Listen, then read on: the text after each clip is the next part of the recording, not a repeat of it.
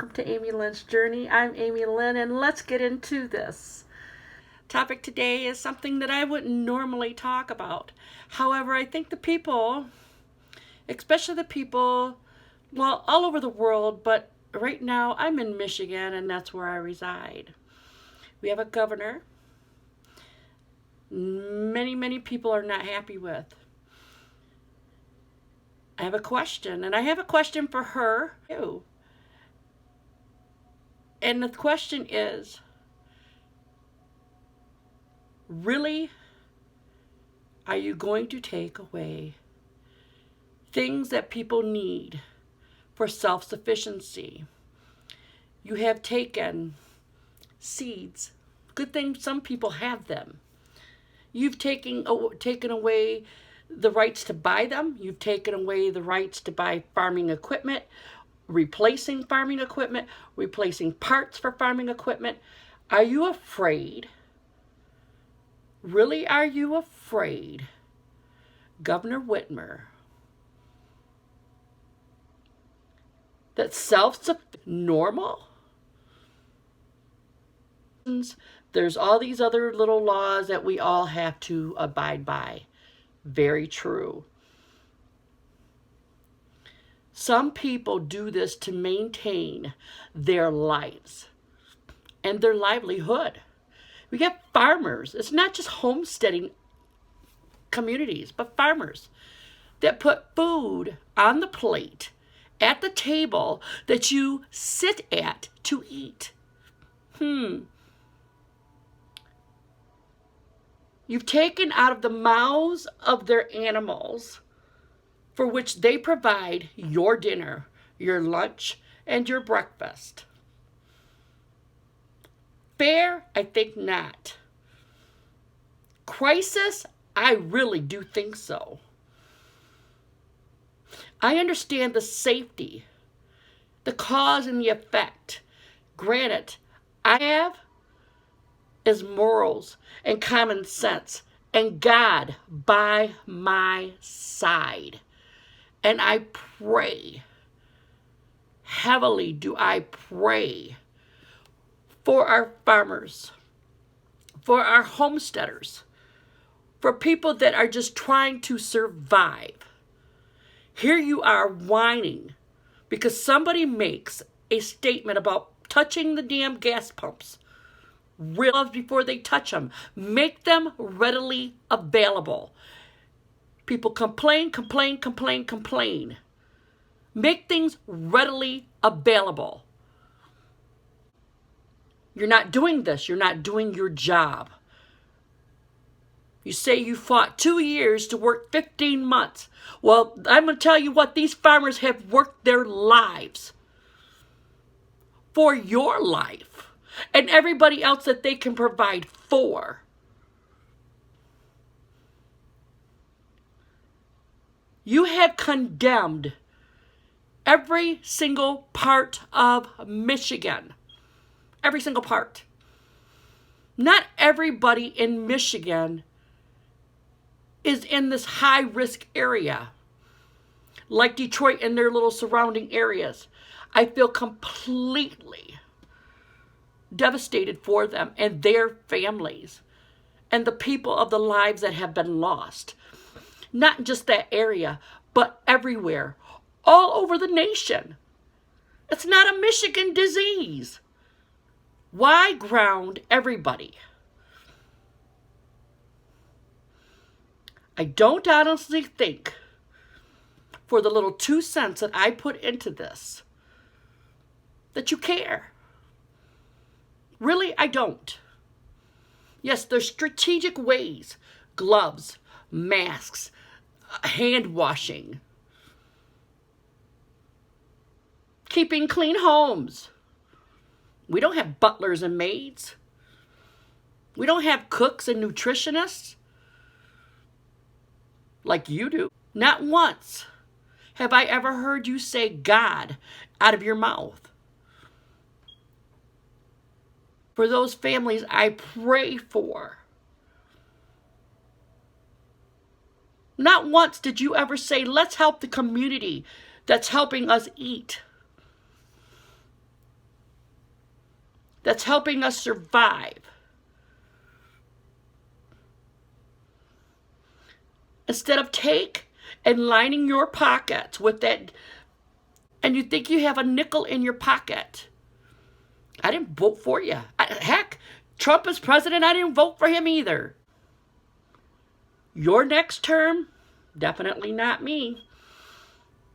Because what you do is you falsify. You give us grief for trying to maintain and establish our lives.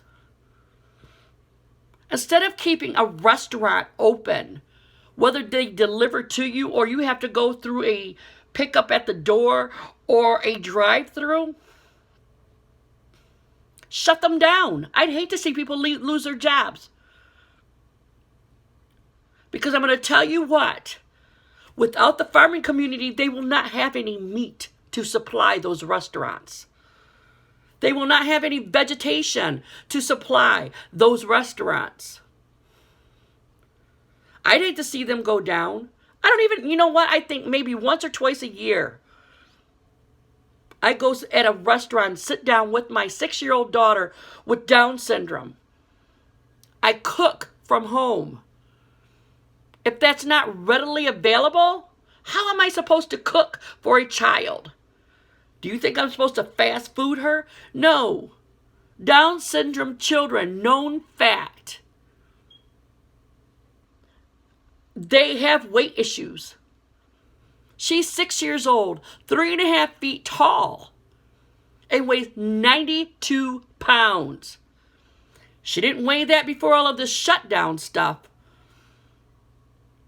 And it's not from eating at a restaurant.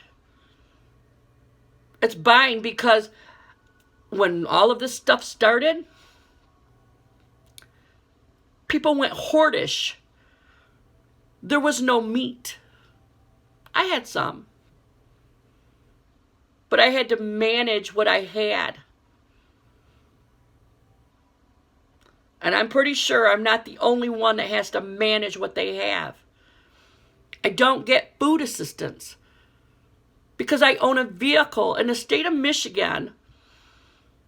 If your rent is not $9, $10, $1,100, get rid of your car. Then you won't have any car insurance or a car payment. Then we can issue you food benefits if you qualify.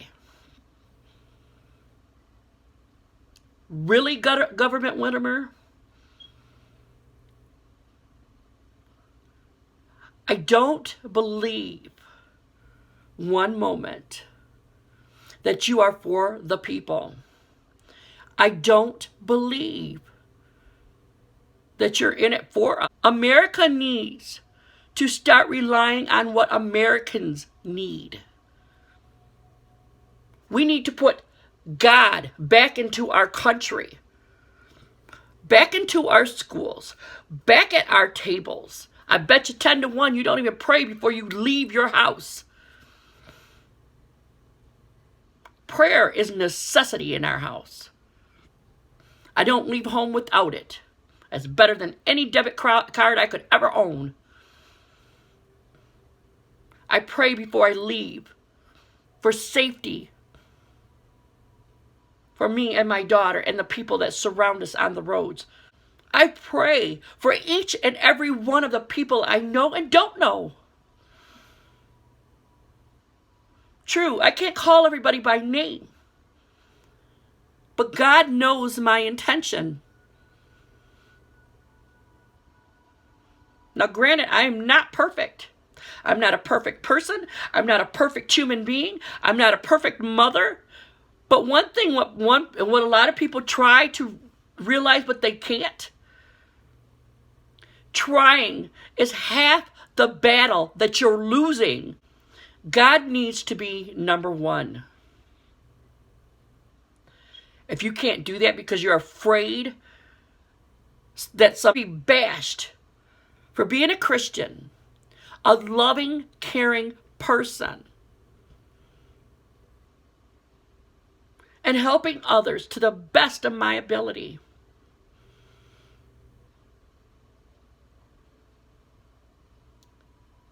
than be without my mind. I feel bad when I can't help. I feel bad when I can't contribute. Things need to change. I'm not saying to open the doors to every communicable thing in this state. But what I am asking for you to do is wake up. People need their jobs. People need to be able to live and survive.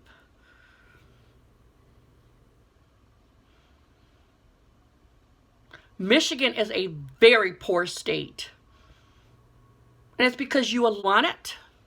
GM, they left and they sold and they put everything out in Mexico. And that's supposed to help Michigan how? Ever since Michigan has lost GM and its counterparts, the state has done nothing but dwindle down. I see that as an opportunity for you and all the people before you. Now, especially you, with this virus going around, let's see what we can get out of the government, out of the country. You don't need a damn pity party. You need to step up. Step up your game is how people say it nowadays. Put one foot in front of the other. People learn by leadership, by proper guidance. Some people you have to take by the hand. And I'm pretty sure from what I've seen, you need to be taken by the hand and you need to be retaught.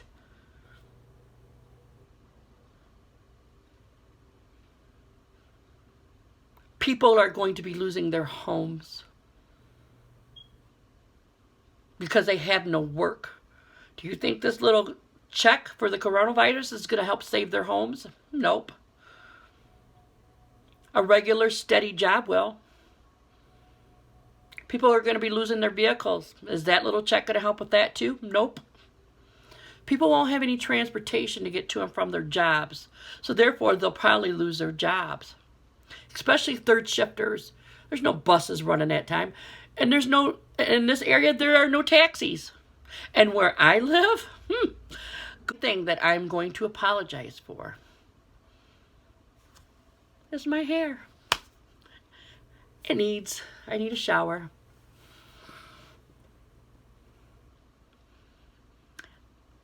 I love each and every one of you. What I'm going to do that I don't normally ask you to do is share this video. I want people to see that only one person, it just takes one person to care. And if it makes it to the top, it makes it to the top. If it makes it to Governor Wittimer, then it makes it to her. But I would truly love to see where this can go. Please, I ask you. I'm going to sign out with my love, my prayers, and my deep devotion to all of you. Please, stay safe, stay guided, be one, and love one another. I love you. I love each and every one of you. And you're important to me. Have a beautiful morning. Take care.